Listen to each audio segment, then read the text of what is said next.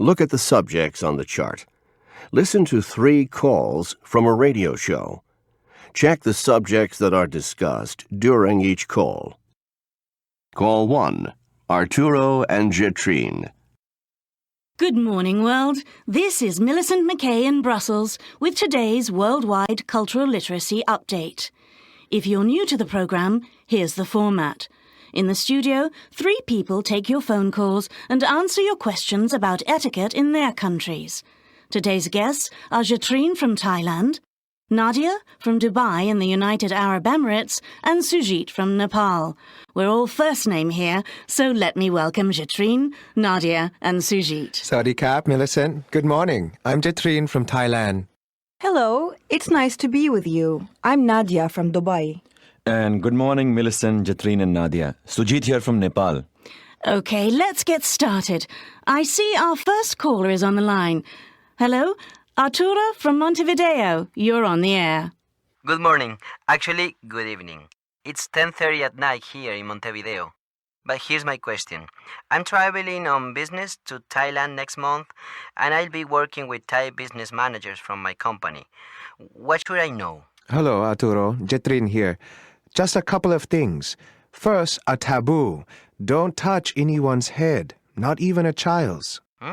Well, I don't ordinarily touch people's heads, but if you don't mind my asking, what's wrong with touching someone's head? Well, we believe the head is where the person's soul lives, so it's very disrespectful and offensive to touch a person's head. Any other tips?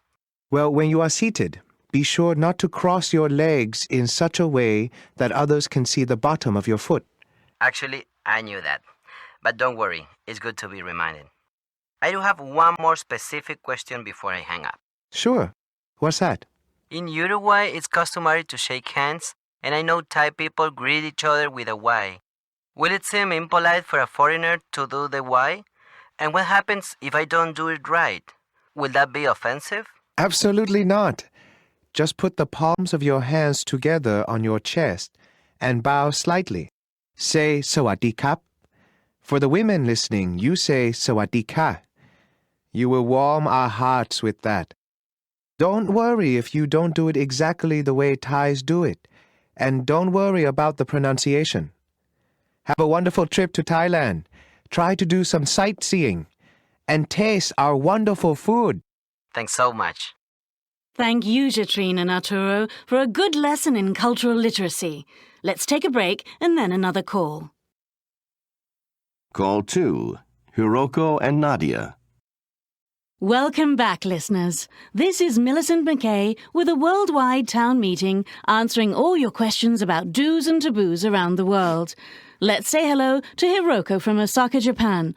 Hiroko, you're on the air. Thank you, Millicent. My husband and I are going to Dubai.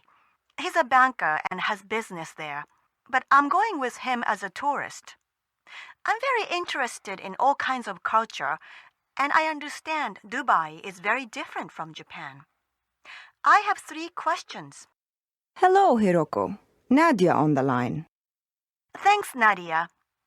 If I'm alone, can I walk on the street or drive a car? When we went to Saudi Arabia, women were not permitted to go out alone or drive. Absolutely. As a woman traveler, you will have no difficulty getting around, even if you are alone. You can drive, and as long as you dress modestly, you can wear whatever you like.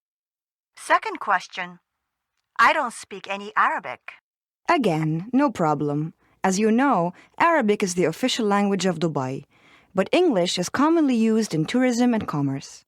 You speak very good English, Nadia. Where did you learn it? I actually am an English teacher. I learned my English in the United States, at the University of Wisconsin. And my last question. I'm an amateur photographer. Will I be able to take pictures in Dubai? Well, yes, but you should know that it is considered offensive to take pictures of Muslim women here. Oh, I'm glad I asked. What about pictures of men? Well, yes, just be sure to ask permission. I don't know how to thank you. I'm really looking forward to the trip. We'll be right back with our final call. Call 3. Javier and Sujit. I think we have time for one more caller. Javier from Mexico City, welcome to the show. How can we help you? I'm going to Nepal next month on an international trek. I'll be staying with a Nepalese family for a weekend, and I want to be sure I don't offend anyone. Mexico is very different from Nepal. Well, let's ask Sujit to comment. Hi, Javier. Let's talk about table manners. First of all, Nepalese don't usually use spoons, forks, or knives. No? So how do the people eat? How will I eat? Well, your host will eat with their right hand, never the left hand, but I'm sure they'll provide you with spoons and forks. If they're welcoming foreigners into their home, they'll want you to be comfortable. But remember one important taboo. Beef is strictly forbidden as a food in both Hindu and Buddhist homes. Our typical food, however, is wonderful and very flavorful and healthy. That's great, because I'm Mexican, and we have great food in Mexico too. I love good food when I travel. Sujit, I'm very interested in culture, but I don't know much about Hinduism and Buddhism. What can you tell me? Well, if you visit a Hindu temple or a Buddhist shrine, you must remove your shoes, or if you prefer, you can wear open sandals. Check first, in some Hindu temples, non-Hindus can't enter. And very important, don't take leather things near the temple. And if you want to take a picture, be sure to ask before using your camera. Thanks so much. I feel very prepared now. My pleasure. Well, that's all we have time for today. Until next time, this is Millicent McKay in Brussels, reminding you that in today's world, cultural literacy is an essential survival skill.